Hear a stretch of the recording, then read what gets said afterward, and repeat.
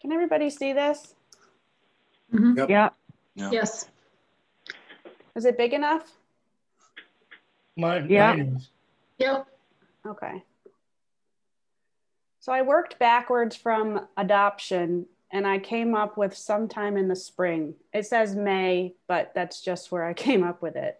Because if we consider that we'll probably need the rest of December and probably into January to give our other committees and project teams a chance to put the goals on their own agendas and talk about it and then give us back their comments.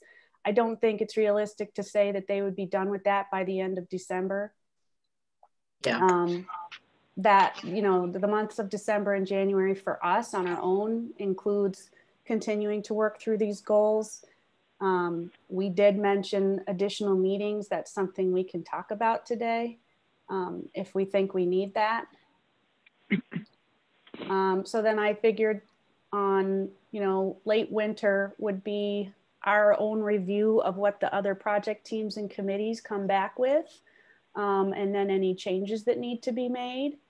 And then following that, maybe early spring or still late winter, just depending on how we do, I'm guessing is when we might want to do the public informational workshop. And Eric, I don't know if you had already talked about that with your project team about when you wanted to do it, but I figured it would probably be when it was looking pretty buttoned up is when you'd want to show it to the public. Yeah, we were originally, before kind of this finalization process has gotten certainly more drawn out than we had expected, we were do it in the end of the year, but yeah, definitely want it to be a more complete product before we bring it to the public. So yeah, and I know this timeline is not what any of us wanted, but after hearing everybody's comments and just thinking about it, I think that's the only way to do it, and for us to all be comfortable and happy with what we have. So anyway, after the public workshop, if there's any comments that the public has, you know, any final work would need to be done. I don't know who, I don't know at what point we want to invite the town board to be a part of it officially, you know, to get a chance to see it before they see it at a public hearing. But I threw that in there as an option. And then of course, the last two steps are setting the public hearing and then having it in the potential adoption. So this is just what I threw together. We can tweak the dates, but I just wanted to have something down on paper so that we have a goal to meet. Otherwise, I worry that we could get drawn out even farther. And I know that the other committees and project teams will do better with the deadline. And so will we, I think. Are you going to send this out to us, Sarah? I can, yeah. Does anyone have anything they see that they would like to change? Or any dates or time frames you want me to tweak? Looks pretty good. You guys think that's pretty realistic? Doug, does that look like a realistic idea? Yeah, I think it's realistic. It may go a month either direction depending on how things go, but I think it's realistic. I would leave it. Okay. All right. Yeah, I'll share this with everybody. I'll get it saved and sent out after our meeting. All right. Doug or Eric, did you guys want to mention anything before we started talking about the goals? So we had a chance to just touch base yesterday, the three of us, and you know, as Sarah kind of said, there's a lot to this, and I know I said at the last meeting, I made a comment, and then I'd sent out an email, I think, to all of you. The action steps are just so critically important because those are the things that we're going to be working on, and let's face it, many of you are the original CIC members. We spent a year going through, and so I know this is going to slow it down a little bit, but let's, as Sarah said, let's take an extra couple of moments here and go through and make sure everybody's comfortable with them, and try to get these in quantifiable action step form of realistic things that we're going to be able to accomplish over the next, you know, 5 to 10 years. So thank you for your patience in working on all this.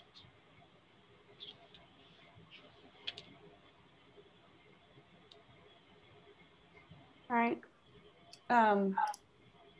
So yesterday we decided that we would take a look at two of the goals that don't really have their own project team or committee. And that is the residential and neighborhood character, and then the hamlets. And if we only get through one, so be it. It's okay. And I don't know if everybody had a chance to take a look at them, but, and Eric, if you need to chime in, want to, at any point, just say so. I can't see everybody anymore now that I'm doing the screen share. I haven't quite figured out how to, oh, wait a minute, I did. I can see you guys now. I just had to make it bigger. I don't know if you can see yourselves on my screen, but. Okay, we have the timeline on there. Okay. Yeah, I know, I have to get back to. Okay, so residential and neighborhood character. Okay, I like the comment that Doug made to take out the provision of, just encourage resident development. But then I was thinking, what about the second sentence, making it the first sentence?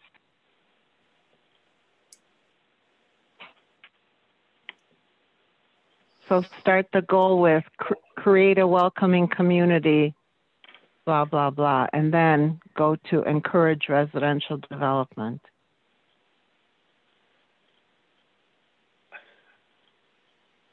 I'm wondering whether the town actually does much in the way of cultural events. What would be considered cultural events? Yeah. Well, Tom, that's true, because scattered throughout all these goals, it mentions cultural events and special events and all these kinds of events, and who's going to do that? Well, we could encourage them. I don't think necessarily the town is going to hold them. Right. It's maybe it's a little bit of both. Yeah. We help to encourage it, and then, you know, we do a couple throughout the year, but. I mean, we have done some things like we had the open house at the highway department, and, you know, the Halloween thing with the events committee. That's all events committee kind of involvement. And, you know, I don't know if they'll be doing it this year, but certainly in future, I'm sure they'll be doing their own projects plan, what they think would be. And I think those would be cultural events, as, you know, compared to other activities that are done, say, by the Parks and Rec and you know, something that uses public spaces. I mean, even the ECB was thinking of, you know, doing something up on Miller Park that would be considered cultural. Of course, we didn't because of the pandemic, but so, you know. We could perhaps expand and say social and cultural, or social, informative, and cultural events. I think you could change it to create a welcoming community through the creation of attractive public spaces and promotion of periodic events, periodic community events. Yeah. I think you need to leave the word cultural out, because that's too narrow of a description, because what you're talking about are all sorts of different types of community events. But by just saying through the promotion of periodic community events, you can leave it up to the community also to develop some events, not just the town. Well stated. Yeah, that sounds good. Yeah, sounds good. Sounds good, Karen. I agree with that. I agree. So let me, if I could, throw a little twist at you guys. So now that you got that figured out, The current goal number 18 of the comprehensive plan says support future residential growth that makes Canandaigua livable for people of all ages, abilities, and income levels. So that's the goal. It seems like this is the goal for housing, and yet we do say a range of housing types for a variety of age groups. But honestly, I kind of like the old goal better. It's more succinct, and we're making it livable for people of all ages, abilities, and income levels. We're hitting at the quality of life. You can include cultural, you can include a variety of things. But, you know, especially with everything that we're trying to do to make the community, you know, our playgrounds inclusive for everyone, and maybe that's a word that we can use in here. I think we're missing that piece in the goal. Yeah, I hadn't noticed that the word all abilities, or phrase, sorry, was gone.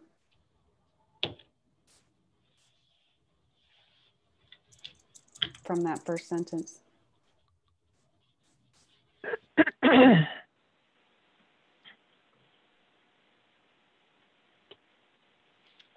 And I also just share with you, I wanted to pull up here, the LDC has a short mission statement and an expanded mission statement. Let me just read you their short one. The mission of the Canandaigua Local Development Corporation is to unlock economic opportunities in Canandaigua and steward investment in order to foster an inclusive, vibrant, and sustainable community.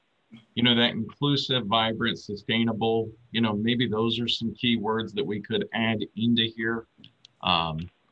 Something for you to think about.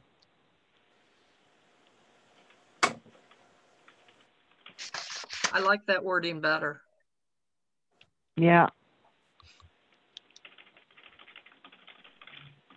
Can I just pose another question? On the idea of switching the two sentences around, my only question is this goal more about events or more about the place where they happen?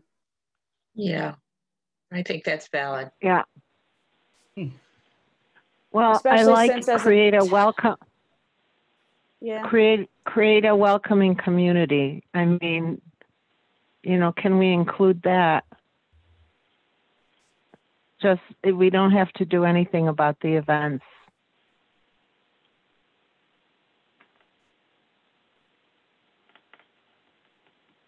Well, could we, you know, do create a welcoming community, and then kind of sub in the language from 2011 that Doug was talking about through, you know, livable for all people, blah, blah, blah, and attractive public spaces. And the intention, of course, being that the public spaces are nearby the residential areas so that, you know, the residential neighborhood character is promoted through those public spaces. okay. Well, let me ask you this about public spaces. Most often public spaces, doesn't necessarily have to be, but most often a public space is a park or a trail. So would that go in that section? Doesn't have to be. Like I said, there's other exceptions, but it seems like the majority of our public spaces are parks or trails. And so we have a whole nother section on that. But a park is part of a neighborhood sometimes. Maybe, is there a way to fit it in both without it focusing on parks and recreation?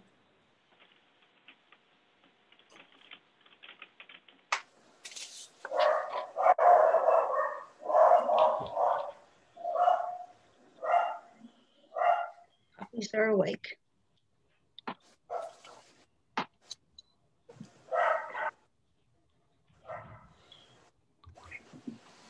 All right. Yes, so I think this needs to be wordsmithed a little bit here, but maybe we can use the keywords create a welcoming community. Maybe we can use the keywords inclusive, vibrant, sustainable. Maybe we can use the keywords accessible for people of all ages and abilities and reword this, you know, get at the same overall principle, but yeah, kind of just wordsmith this a little bit. And I think you're right, Doug. I think we should just can the cultural events and the creation of attractive public spaces. What you just said is what you need to do to create a community and a character, and the other things fall in after that happens. And I think those changes that you just mentioned would be appropriate.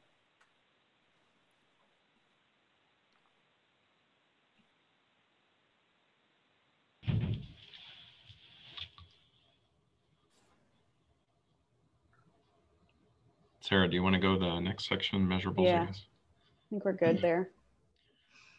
So I had a question on this section. This is all very data specific. That's all great. And I'm assuming that all this would be based on national statistics, such as using the census data. My concern is, think about the year 2027. Let's hypothetically say the town has experienced an increase in development, whatever the case, and we're still stuck with the 2020 census information. I know that that gets updated periodically, but are there other measurables that we should be thinking about that we can specifically have more control over or input on?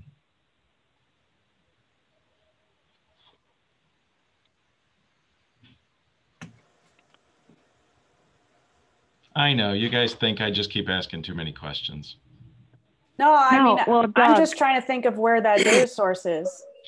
Yeah, I mean, the units per acre. Where do we get those? The units per acre is something that we could do. Yeah. Using essentially GIS. The community assessment, that would be certainly something that we'd have to survey people on. Which we could do.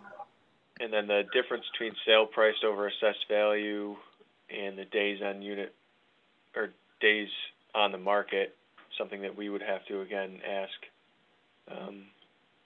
or probably have to ask the assessor for the difference in sale price and perhaps the real estate contingent in the town, you know, could possibly add some information to the data. Mm-hmm. Yeah, usually they'll keep that kind of information available. They don't? They will. Oh, they will. Okay. Yeah. And I'm wondering about maybe even an organization like the chamber might have data like that, or at least know where we could get data. You know, there's probably resources right here that we could, you know, kind of. So perhaps what we might want to think about saying, referencing the aggregate difference, that is maybe instead of that, what we want to use is the terminology, the equalization rate. That is something that we get annually. It's the difference between the sale price and the, basically what you've said here, the sale price and the assessed value, but we have a town equalization rate. So if our equalization rate is required to be at 100%, once we start to fall below, for instance, 90% or 95%, then that's when we have to start thinking about doing a revow. But that is something that's actually, we'd have that data that's provided annually, if that's what you're looking for.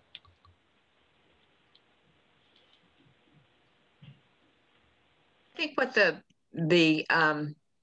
team was actually looking for was, you know, kind of like a baseline here. We have to know where we are now. If in 7-10 years from now, you know, we just take the data and we say, well, this is where we are, you know, 2030 or something. So, you know, any way that we can get some baseline data, I think is just, and actually I see a lot of this information in the text of the comprehensive plan itself. I don't think this is anything we have to, you know, probably work too hard to get at this point, but someone's going to have to develop, you know, the spreadsheet for all this. If we're talking about this as baseline information. This is where we started, and in 10 years from now, this is where we are. Holy cow. Doug, could we get a lot of information from the Office of Economic Development, Manikowski? Most of their data really references more industrial. Now our new LDC that has a little bit more about what's going on with the market and some additional information that the IDA doesn't have, and they've been doing some market analysis and those sorts of things. So we'll get some additional data from that. But it's, as Joyce was saying, I think that there is information out there. There's going to have to be a point person who pulls it all together. Yes, exactly. Mm-hmm.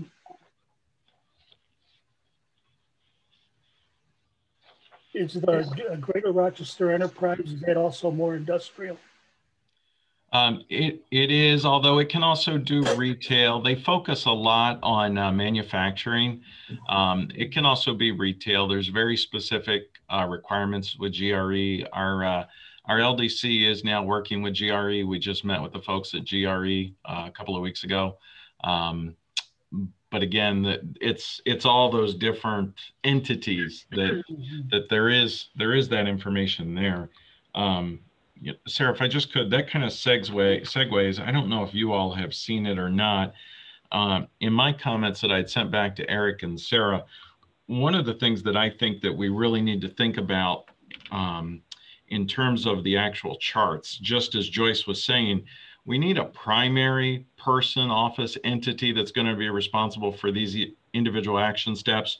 And then secondarily, there could be a host of different, but there's got to be that point person, as Joyce was saying, whether it's the development office, whether it's a staff member, whether it's a specific board or committee or whatever, there's got to be one entity that, okay, they got to make sure this happens. Now they can go consult with 10 or 15, it doesn't matter, other entities, but they're responsible to make sure it happens. So in the chart that I put together and the comments that I put together, I listed that for each of the action steps, trying to help things move along. Mm-hmm.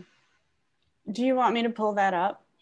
It doesn't matter. I mean, if you want to, I've got it here too, but. Before we go to or leave the measurables, the third bullet from the bottom, what the hell does that mean? And how do you measure? How would you measure that? You'd have to do like a survey. Yeah. Right. It's just to try to measure what would be like the more subjective element of. Don't we have that though in the survey that we did for the comp plan? Yeah. Seems to me we had some kind of information like that. I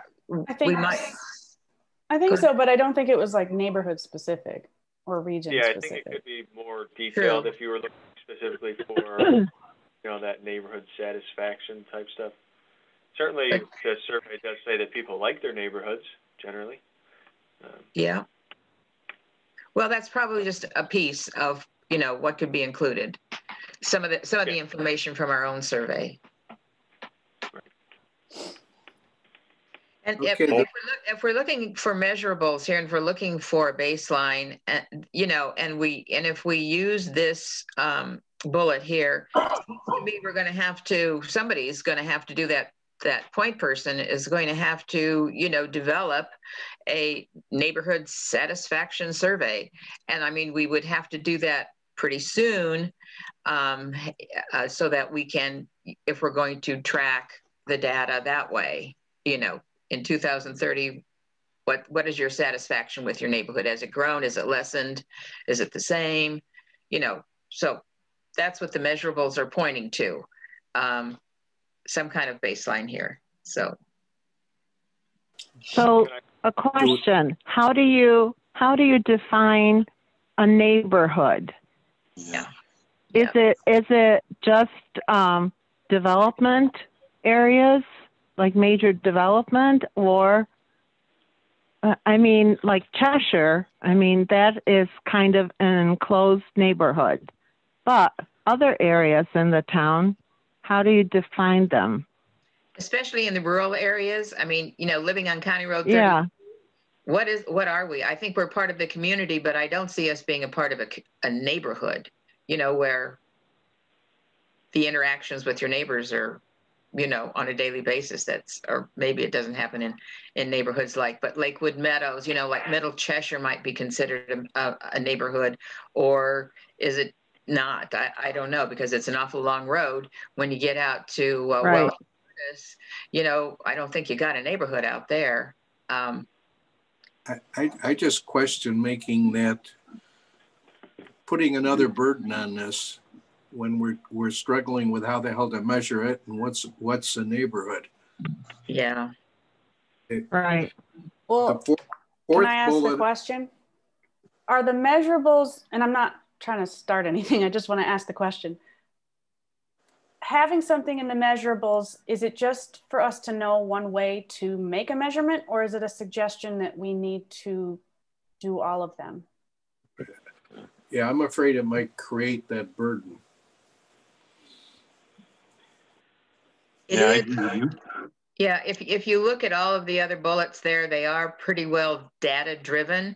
And this is community assessment and neighborhood satisfaction is really subjective. Like I say, we already have kind of a subjective response in our surveys.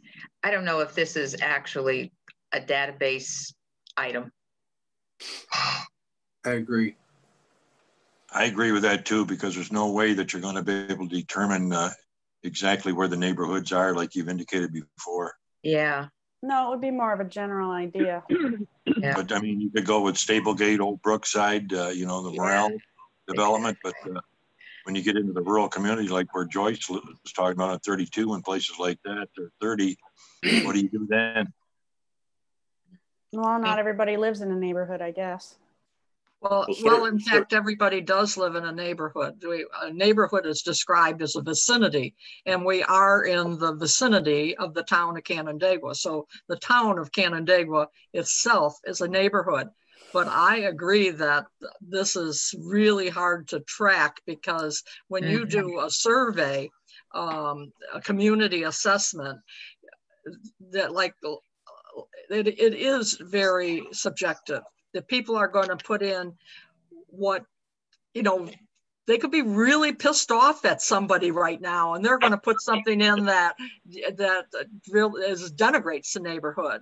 And those are the only people you're going to hear from. And those are exactly. Yeah. You can't ensure that you're going to get a real cross section of the vicinity, and so. We're all in the same neighborhood, you know. The farms are part of our neighborhood. Yeah, that's a farming community. You understand what I'm saying? Cheshire is part of my neighborhood. All over, I feel like I live in a neighborhood surrounding the city of Canandaigua, or a neighborhood that opens up into the Finger Lakes, the glory of the Finger Lakes. So those types of things. Neighborhoods mean something different to every single person. Okay, before we leave this measurables, I've got a comment on the fourth bullet up from the bottom. Units per acre would be much more meaningful if it were units per acre by zoning district. If you do units per acre in the whole town, I don't know what that shows you or tells you. Didn't we see that somewhere? Before we leave, so we're getting rid of the community assessment one, just to be clear? I think that would, yes. I agree. Delete it. Right. Yeah, delete it. And yeah, the units per acre should be measured by some sort of region as well. Yeah. Zoning district is certainly a good way to do it. Yeah, it is a good way to do it. So I'd add that in.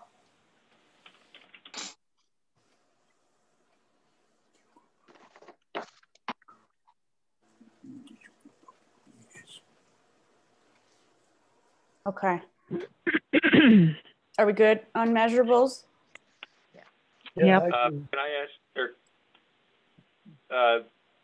price in relation to area median income and the residents paying greater than 30% of their income are both related to affordability. They both kind of measure the thing. I would just suggest getting rid of the price in relation to area median, just because the Census Bureau counts the percent and number of residents paying greater than 30%. It's data that we have, and it's also the number that they use. That's fine.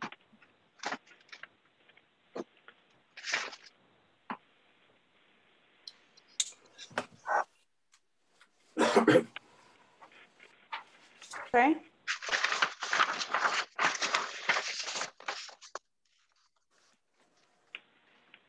Okay.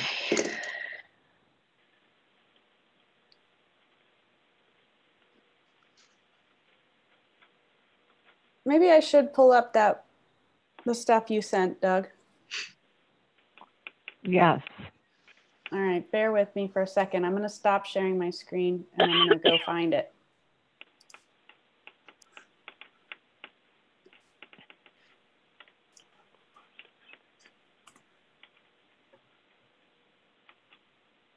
Sarah, if you want me to share it, I have it right here. If you have it, yeah, go for it, because I'm going to have to go find it in my email.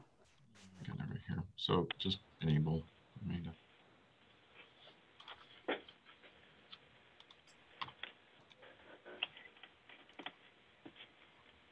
Sarah, can you enable me? Oh, yes.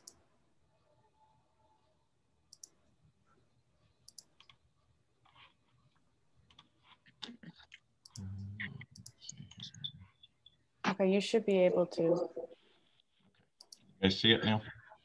Yeah. Yeah. Yeah. All right.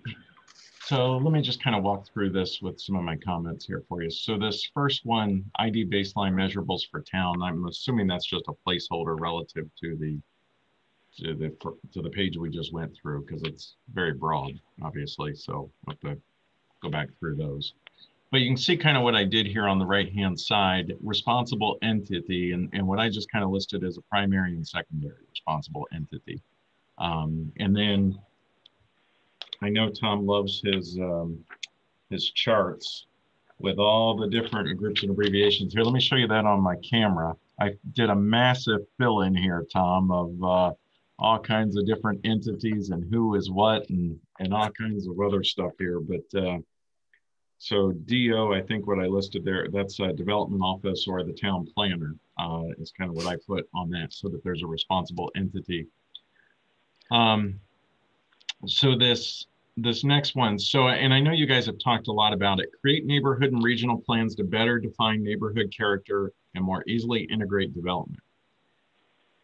So I listed primary, my thoughts was the CLDC with secondary as the EDC, which would be the town's economic development committee or team. I think that one of the things that we really have to think about is, you know, what is it that the LDC is doing with regard to some of this stuff? Yes, we control our destiny for the town, but again, to Karen's point, we're a community. We're a broad community. It includes the city and the town. And for that matter, you could probably include Hopewell. People go to Walmart, they go to Hopewell to shop at Walmart. They have no idea if they're in the city, the town, or Hopewell. Who knows? I mean, there's people that even live here that have no idea what community they're in. So we got to, I think about this. And so when we talk about the accessibility, inclusiveness, the neighborhood plan, you know, at one point in time, we kind of talked about that area around the hospital and what that would look like. We've talked about our MUOs and those types of things. It doesn't necessarily have to stop at the municipal border, in my opinion, especially when we have the collaboration and we're working so closely with the city. So that's why I put more cross jurisdiction. So I'll pause there and let you guys talk.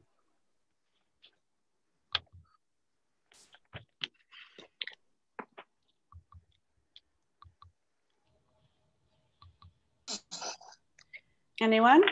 Comments? Well, I think not all at once. I think that creating neighborhood and regional plans, I think it throws us back into what we talked about. What is a neighborhood? And I think we got to figure that out if we're going to be using the word neighborhood or if we're going to be using the word community. You know, if we can't define a specific geographic or whatever Karen, her definition of neighborhood, then it becomes very, very vague here. We don't know what we're after. And so if we're really going to create those neighborhoods, that's going to take some work to do. I think the goal within this action step was to kind of define what those neighborhoods were, kind of like you're suggesting, you know, that we don't have right.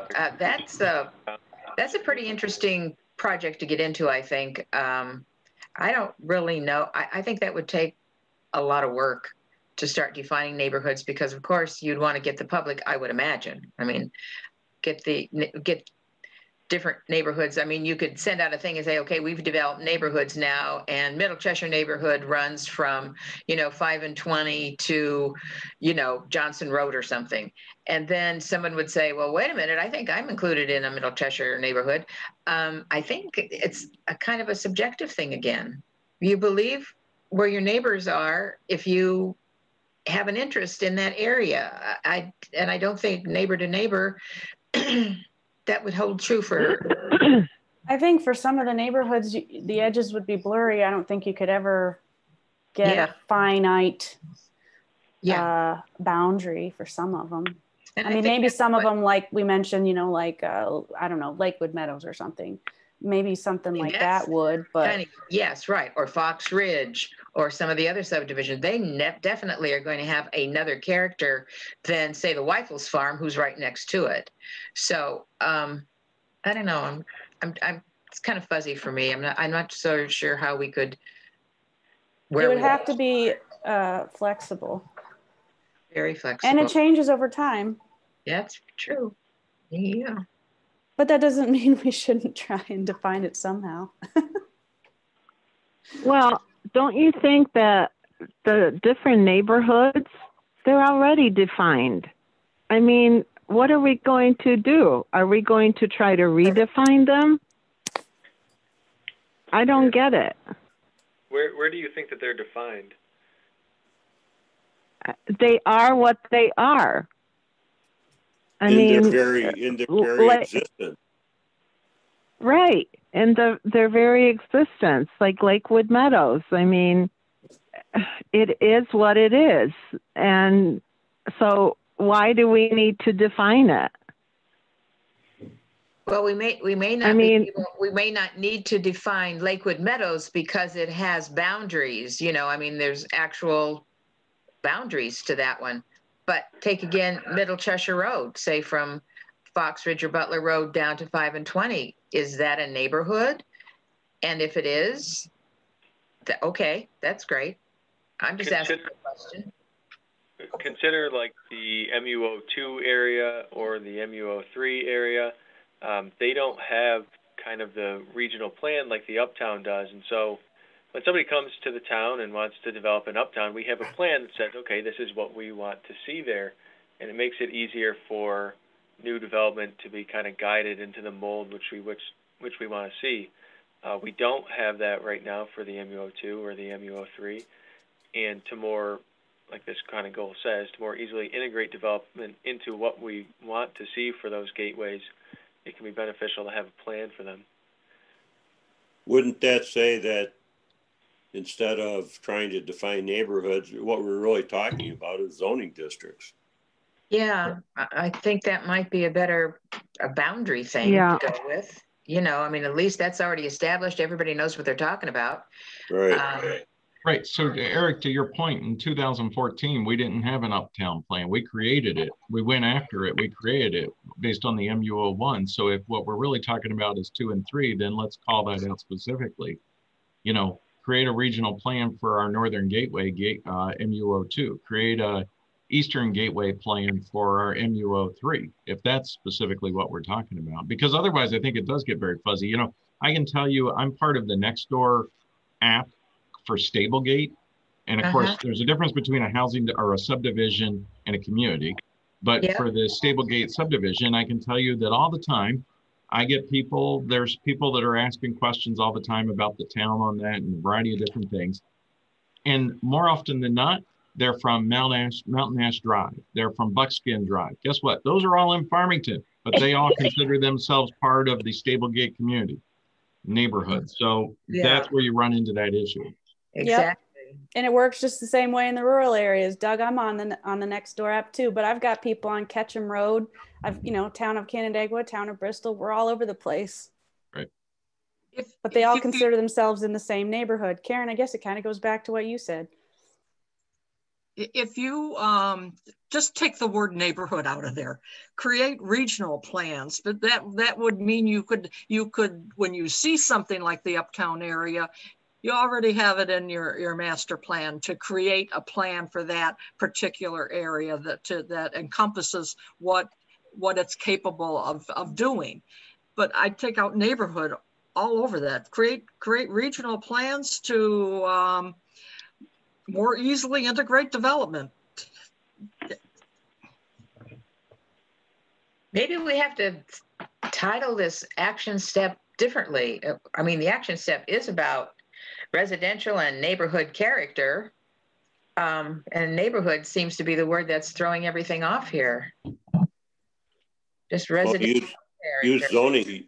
Use zoning district instead of neighborhood. I mean, each of these zoning districts have a certain character to them, whether they be commercial or residential, AR1, AR2, community commercial, industrial.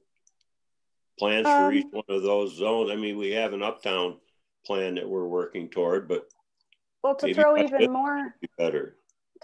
more ideas into the pot, what about the planning regions, Eric, that you came up with way back in the beginning when we were trying to find people to represent the different geographic parts of the town on the planning project team? Did you use voting districts boundaries? As I recall, I think we used like a mix of voting district boundaries and zoning districts. But it was also kind of like, like the uptown area, wasn't that one kind of by itself? And then over there by, over there on the east side by the golf course over there, we had a different section. And then up in the northwestern part of town, it was, another section. Yeah. Yep. Each of those parts of the town are kind of defined by the way they look, mostly farms with some houses, or is it more industrial and commercial, or I don't know. Just to throw another idea out there, does something like that go along with this action step, create regional plans? Maybe the regions are like Doug said too, the MUO areas, or these areas that are defined by what's there, in addition to just houses, but Does the CIC feel a need for regional plans beyond the MUO2 and MUO3? I don't know. Cheshire touched on the next one, in the next goal. Well, so let's talk about that. So the original, 2003 comp plan actually identified those as development growth nodes. I would hate for us to lose that. So I would certainly, and that's the basis for the uptown. That's really the basis for the MUO2 and the MUO3. So I still think that eventually, we're working on MUO1 obviously right now, but in the uptown, but eventually we do need to look at those other areas. Well, and I guess we can think about, how much has the uptown area of the town benefited from doing this study and this really focused look? I feel like it's really benefited from it. I mean, maybe not obviously yet, but I think it's going to. So if we did that for, sorry, I keep forgetting which number is what, but the area over by, CMAC, if we ever took a more focused look in that part, I think that would be good too. And same for the other areas, the little gateway area up by Ace Hardware too. So yeah, maybe they do all deserve their own plan. Right. What I'm trying to suggest is maybe we avoid getting too deep into it. And maybe even overloading ourselves with potential regional plans. Let's stick to the ones we have, MUO2 and MUO3 and Cheshire. And leave our goal here at that, or our action step at that. But yeah, maybe take out the word neighborhood. And regional, because regional talks more about what Doug was talking about. Well, we're part of the city of Canandaigua. Nobody knows where the line is, so whether you're in the town or the city, you don't even know.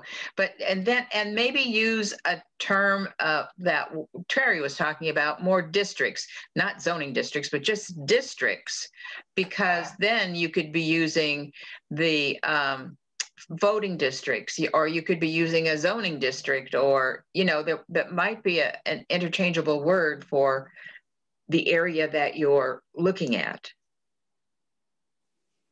Regional is, I think, a little too comprehensive for what we actually want to do here. That sounds like LDC kind of work, regional. I think we're just concentrating on the town, but not without. Right. So are we, it sounds like we're in agreement that we want to remove neighborhood, but we need to find another word to replace regional. But we all, I think everybody's on the same page as what we're saying or suggesting. And then with that, that changes the context, I think, of this action step. So now, you know, who's the primary responsible person or entity? It's probably the development office. It's not the CLDC. Yeah. Yeah. Because we've changed the context. It's now a fully planning action step. Yeah. All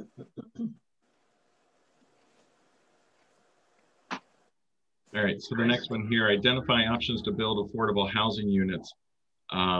So again, my question here was, I'm thinking that we're not trying to imply that the town is going to build affordable housing units, but create an atmosphere. Just change the word build to accommodate. Yeah, and I think then you've got another, what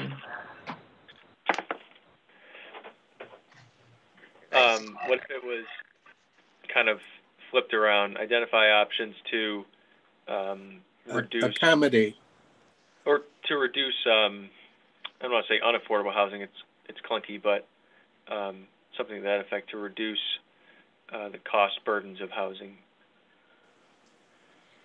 You do have another action step here on page 2, which refers to review town code and remove restrictions to affordable, accessible, and age-friendly housing. I think that's what we're getting at this action step. I agree. To me, that's what that meant anyway. Yeah, so I don't know if we need to have 2 or 3. And there's another one on page 2, the last action step, which says review the efficacy of existing dimensional standards of zoning districts. And I think that tied right back into that other action step that I was talking about. So maybe we could combine all 3 of those into something that. And then you have another one here, utilize incentive zoning. Oh, no, that's different. So let me ask you this on this one. So, and Joyce, I completely agree with what you were saying there about the other sections. When I first read this, I thought the intent here was either building or the town trying to create a atmosphere, or as I like Tom's word, accommodate affordable housing. You know, the city of Geneva just very recently did this with the Solar Village, where they allowed basically, so it wouldn't really be, you know, I like the other section being in terms of taking a look at town code. I'm always all about, okay, what does our town code say that's making it difficult to do business in the town of Canandaigua? But is this one, should we explore, identify options to accommodate affordable housing units? What that says to me is, okay, the town should look into what opportunities exist to help promote affordable housing. Yeah, we should. Are you talking about grants? Are you talking about block grants or something like that, or are you talking about what we talk? Okay, well then that does change the whole focus then of this one, and I think we have to be a little more specific of what we're talking about. Defined opportunities. I don't know, other financial opportunities, however you want to word it, but that is exactly different than the other 2 action steps. Well, we should be looking at revising zoning to accommodate smaller size homes, to allow duplexes, apartments, grandfather additions, and so on. Yeah. How we articulate it, I don't know, but we certainly should be more encouraging a broader arrangement or broader types of housing within the zoning districts. So if that one might be covered by the one down on the next part where it says, look at code, then this one maybe needs a couple extra words. Well, look at the last one there. It says review the efficacy of existing dimensional standards of zoning districts. I think that's what you were talking about, Tom. Yeah. We have to review them and then we change them if they are not accomplishing what we. But back to the other one, what Doug said, if that's what that one was supposed to mean, I think it needs some other language, because I thought it meant make it allowable, not encourage developers to do it. And maybe we just say through funding opportunities or something like that. Yeah, I mean, there's things that the town can do, the municipality can do and be a part of, and that's what I think that this, because they are different. It is both, you know. We want to make it so that they're allowed to build them, but we also want to encourage them to do it. Yeah. So what you're saying is take off all the fetters on our zoning codes and allow everything everywhere? No. I don't think so. Not at all. Well, but there may be some areas for allowing. We already allow all the various housing options that people have been discussing here in one area or another. I think that's the key, whether we should relook at whether it should be broadened. Well, we'll let you lead the charge for the tiny houses in the RLD, Dan. We have to have some exclusions, though. But anyway, this isn't saying, you know, what's allowed where. This is just saying, take a look at it. Is there something in there that could be changed or improved? You know, is it time to take a look at it again? Those other ones, not this one that says identify options. And if we're talking about affordable housing and, you know, and keeping it more broad, you know, it could be as simple as supporting a grant application like what we do for the Creekview project. It doesn't necessarily mean constructing the house. Exactly. That would be the accommodating. Mm-hmm. Yeah, that's it. I like that word, Tom, accommodate. Okay, so the next one here, define affordable for our community. Boy, I think you opened Pandora's box. I don't know how you. I think we just, right. I don't know exactly how this came up in one of our meetings, but I would just say delete it. HUD already provides the 30%. Yeah, right. Yeah, and that's a pretty standard one. Yeah. Right. Well, and it changes depending on market circumstances. I mean, that's why CDBG, you always have to go back and see what the new thing is and everything else. So, yeah. All right, promote development in the appropriate areas to preserve open space. I think that should be under natural resources. Sounds like an oxymoron to me. Promote development in appropriate areas to preserve open space. I don't think you preserve open space like that, but okay. Yeah, that was my thought also, is to just take it right out and leave it in the NRI section. Yeah. Right, because then if it's covered there, this goal doesn't have to deal with that part. This goal is just focusing on wherever we do build, let's make it for everybody.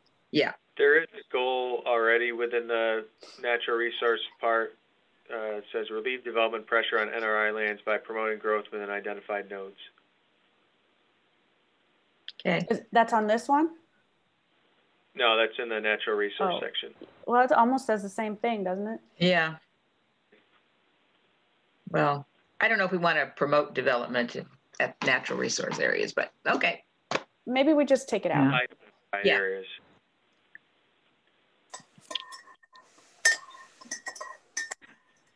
Okay. Sorry. All right. What about, go ahead, Doug. No, go ahead. Well, I'm just wondering about review zoning codes to protect rural character. In the uptown, how are you going to do that when we are trying to promote more development there?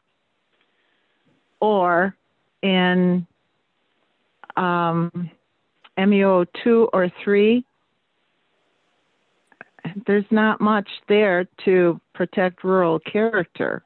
Yes, but by working on plans like the Uptown plan, you are protecting rural character because you're providing for a greater density in the areas where it makes sense and encouraging that kind of development within those areas instead of expanding further out, you know, Middle Cheshire Road or whatever. Yeah, and I think well, the was more for the AR2 and RR3 areas. I think it was kind of brought up by somebody who was on Kramer Road, and they, you know, wanted to protect, of course, the area sort of surrounding their house where they chose to live, so we could make it more clear the area that it's referring to. well, okay. So Mike, and I didn't write it on here, but I was as I was rereading this in preparation for this meeting, these next two, again, the goal of this section is talking about basically encouraging an inclusive, vibrant, sustainable community that's affordable for people of all ages, abilities, blah, blah, blah, blah, blah. Do we need really these type of restrictive things in this section? Because that's not going to do anything to promote that. What we're talking about here is natural resource protection. Shouldn't these two be over in the NRI? I would agree. Yep. Mm-hmm. Yeah.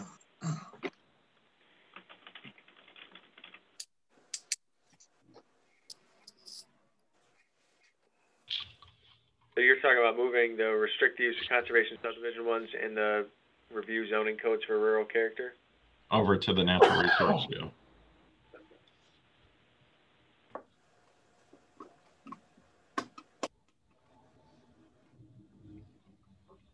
All right, so then the next one, and I'm probably a little jaded because I'm not a huge fan of incentive zoning, but why are we specifically calling out incentive zoning was my question here.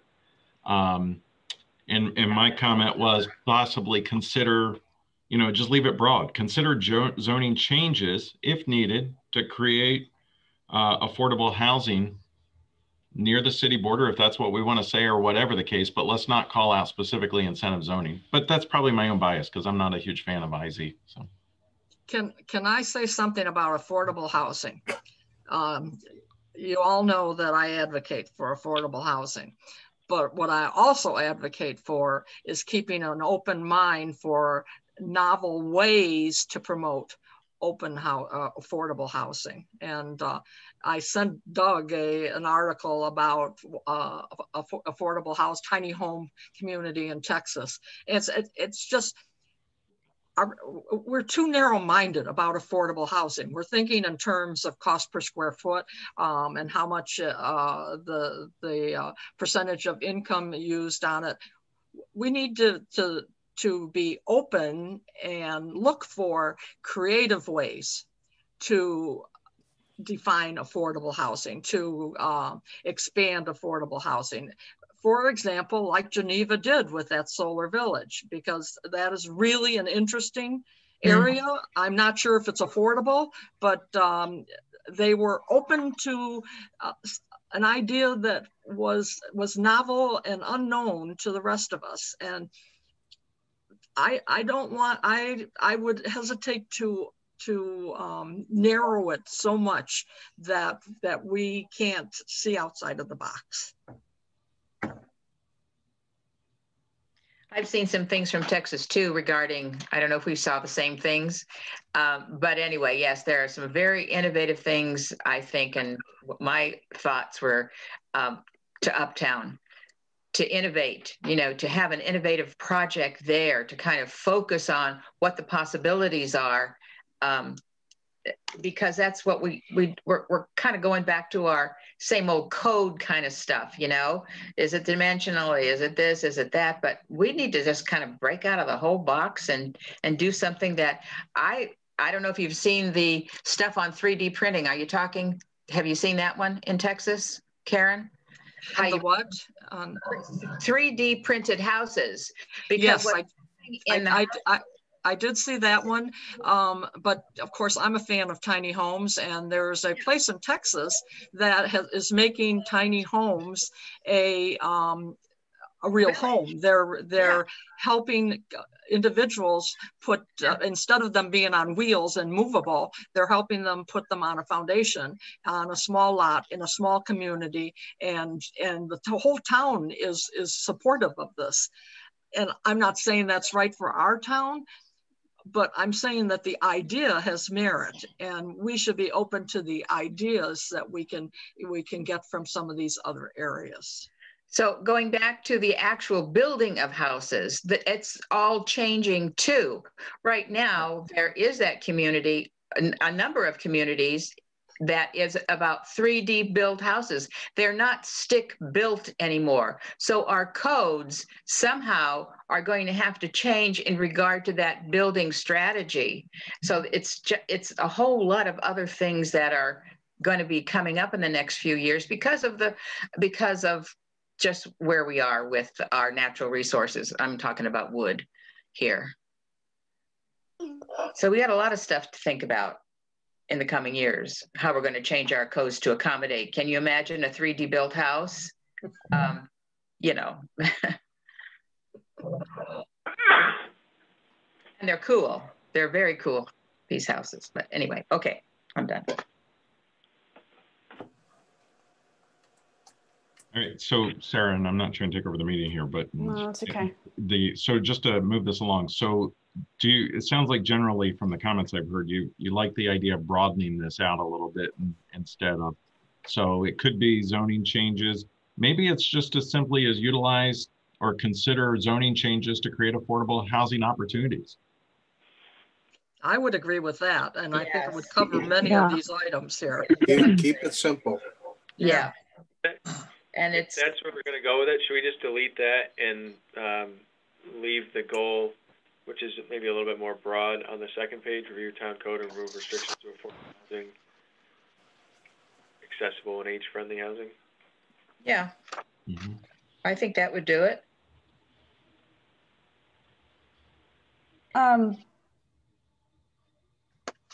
Before we move on, it's 10:06. And some of us have a meeting at 10:30.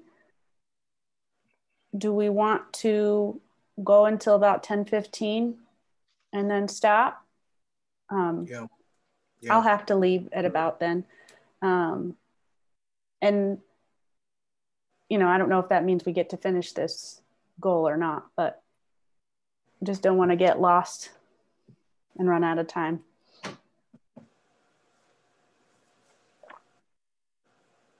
Let's do it. All right, so we got about 10 more minutes.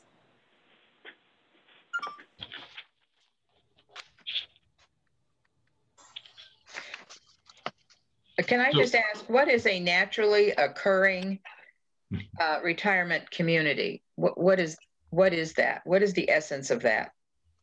That's the second to the last here on this page. They call it a cemetery.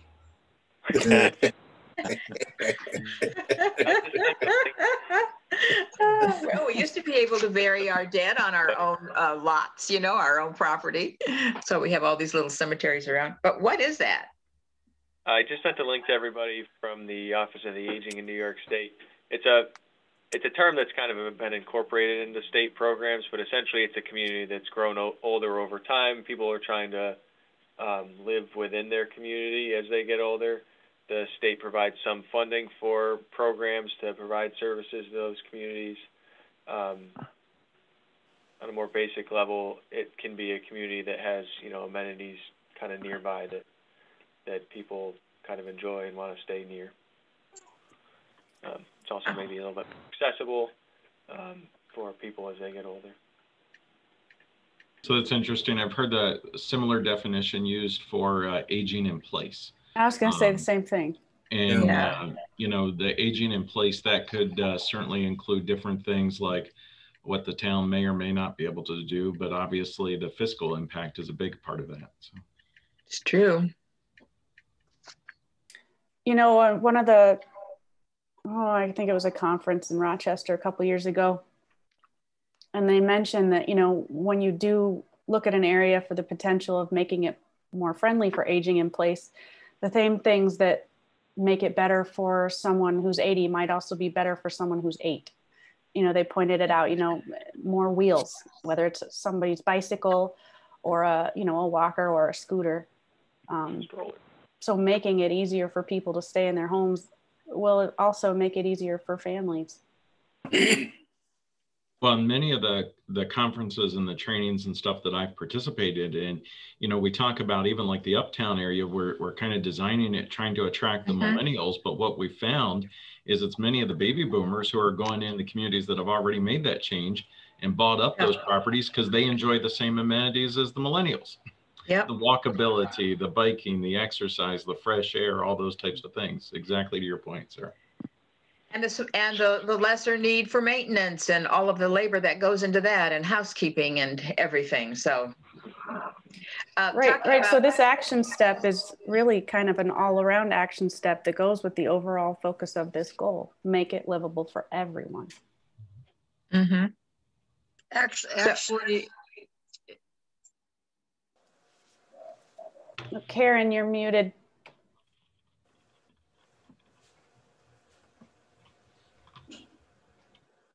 If you look at the two, encourage and the development of elder-friendly residential, and then explore the potentials for naturally occurring or aging in place development, aren't those kind of the same, you know, intent?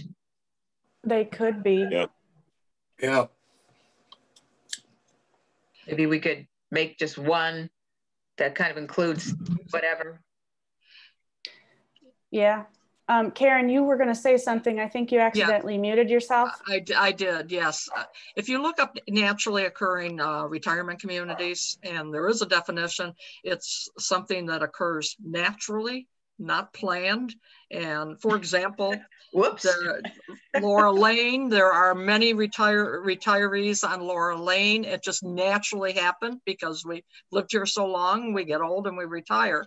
But those communities, I think what we want to do is identify those if they do occur, and then what else you do with them, I have no idea really. I mean, I can imagine that on Laura Lane, eventually, you'll be, you know, you'll transition, you and your neighbors will transition to other housing, and then who's going to buy their houses is probably not going to be elderly. It'll probably be like, you know, like first-time family buyers or something. So, yes, naturally occurring retirement communities are probably going to go through phases. Exactly. You know, of being elderly friendly, and then they're going to be family friendly, and then they're going to be, you know, whatever they are going to be. But for example, Laura Lane does have some things that other communities don't have. For example, we're a dead-end cul-de-sac street, so it allows freedom of movement. We have one neighbor who is in a motorized wheelchair that can go up and down the street, and he feels safe doing that. So I think it's important to identify these communities if they do occur and try to enhance the livability for retirees in that part of the community. But you're right, they're going to recycle, and it already is. I mean, you know, there's young people, there's middle-aged people, and then there's the old ones, like Gary and me. Well, probably you already know that, Karen, that it's probably recycled probably about 3 different times on the street since I've been here in the 43 years. And exactly. You've been here a couple of years longer. Exactly. So, yeah. So what I'm hearing is this just goes back to that same thing. You know, if you make it livable for someone who's in a motorized scooter, it's also going to be livable for a mother pushing her child in a stroller. Absolutely. So again, they kind of serve the same purpose, but just looking at it from a different angle. So we actually do have areas in Canandaigua like that. Silvernail, Laura Lane, any defined space that only has one entrance and exit. However, you know, however you would think of that. And even Chatham Lane or whatever they call that probably could qualify. But it's just kind of nice to leave it in here and support these communities. That's all I'm saying is I don't think we can define them. I don't think we can make them, but I think we can support them when they do occur. And there is a whole office in the state of New York for RO, whatever the heck it's called. Both parts. NORC, something like that. NROC. Yeah.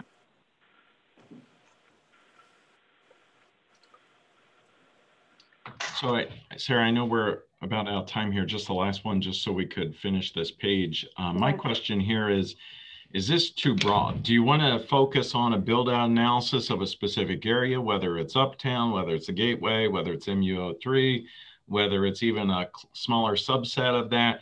I think if you're trying to, I don't see it being realistic that we'll be able to do a build out analysis of the whole town. What would you do with it?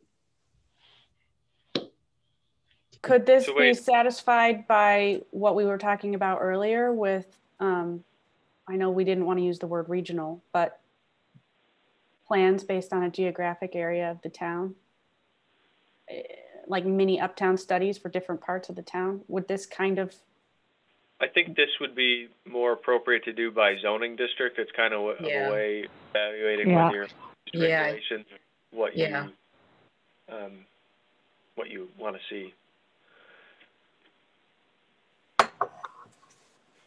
I would agree. I think by zoning district, it would be more helpful. It would be more concentrated, and you could use that data more pertinently.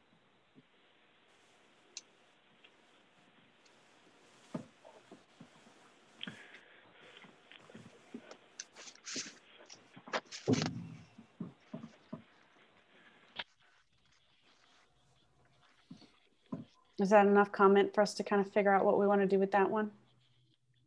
Yeah. Yeah. Whether we're removing it or rewording it. I'd remove it. Yeah. It's a pretty extensive process. I think it came up in our meeting because somebody kind of wanted to really restrict development. So whether you think that's appropriate or not, that was kind of the intent of it. I think we can we already have that information, don't we, actually? I mean, not a build out of what's possible. Well, maybe we do. I don't know. I don't think that they're normally done. Okay. All right, Sarah, I'm leaving. Yeah, I need to skip out too. Okay. So we didn't get through the entire goal, but I do feel like we gave it a really good, honest look. Yeah. I think that on the second page, the second action item is prioritize protection for neighborhood character. I think we've already talked about that actually in the second, on the first page. In the second one is create neighborhood and regional plans. I mean, we've talked about it. I think that is. It's also not really an action step. Yeah. Who determines the neighborhood and who determines the neighborhood character? Yeah. Dump it. Get rid of it. Yeah. Gone. And the next one, promote neighborhood groups that advocate the neighborhoods and provide. That's possible. I mean, we could promote groups like Laura Lane. We could promote something. I don't know how, but anyway, that seems to me like a little neighborhood right there. Laura Lane, Silvernail, that Karen was talking about. A bunch of old farts there. Yeah. Well, I guess we'll touch on these next couple ones briefly because it sounds like we're kind of all in agreement anyways, but we'll touch on them briefly at the next meeting and move into the Hamlet. Yeah. Okay. So at our next meeting, we'll do the Hamlets. Just really quick, how does everybody feel about weekly meetings until we get through the comp plan? About what, Sarah? Weekly meetings. Doug and Eric and I were talking about it yesterday as something that we could consider. I have no problem with it. That's fine. Yeah, we got to do it. Sadly, my calendar is totally open. I guess he's all on board with this then. And mine will be too, Tom and Larry. How about you, Eric? Can you do that for a little while till you leave us? that's no problem. Okay, so next Tuesday at 9, we'll talk about hamlets. I'll have to create a new Zoom link for that one. I'll send it. Okay, well, thank you, everybody. Sarah, before you leave, I have been watching a thing spinning around in the middle of your forehead that says waiting all the time. How do I get rid of that? I don't know. Does that mean my internet is slow? Maybe I can't, I don't have it on my screen. I don't either. I don't either. Wonder what the hell it is. Okay. Oh, well. Okay. Must be something in your neighborhood. Yeah, right. Coy Road. Technical difficulties. Right.